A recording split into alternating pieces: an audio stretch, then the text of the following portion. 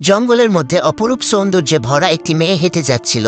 ঠিক তখনই সেই জঙ্গলে ঝড় বৃষ্টি শুরু হয়ে যায়। তাই মেয়েটি জঙ্গলের ভিতরে থাকা একটি কুঁড়ে ঘরে গিয়ে সাহায্য চায়। তখন সেই ঘর থেকে একটি যুবক ছেলে বার হয়। তখন মেয়েটি বলে, আমি জঙ্গলের মধ্যে ঘুরতে এসেছি, কিন্তু এখানে হঠাৎ বৃষ্টি শুরু হয়ে গেল। আজকে রাতটা কি আপনার এই ঘরে থাকা যাবে?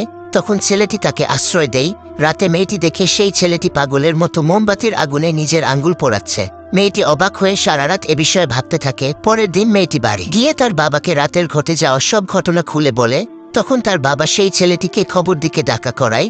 তখন ছেলেটি মেয়েটির বাবার সাথে আলাপ করে। মেয়েটির বাবা বলে, তুমি কাল রাতে তোমার আঙ্গুল পোড়াচ্ছিলে কেন?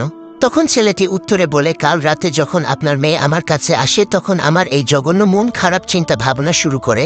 তখন আমি আমার আঙ্গুল মোমবাতির আগুনে পুড়িয়ে মনকে বোঝালাম, ওরে মন, তুই তো সামান্য মোমবাতির আগুনই সহ্য করতে পারছিস না, তাহলে তুই যদি মেয়েটির সাথে খারাপ আচরণ করিস তাহলে তোকে জাহান্নামের আগুনে পুড়তে হবে। তুই সেই কঠিন আগুন সহ্য করবি কি করে? ছেলেটির এই সততা দেখে মেয়েটির বাবা বলে, হে আল্লাহ, দুনিয়ায় এখনো ভালো মানুষ আছে।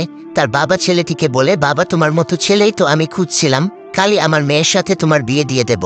বন্ধুরা, ছেলেটিকে একটি লাইক করে যাও এবং তুমি ছেলে না মেয়ে কমেন্টে বলে যাও।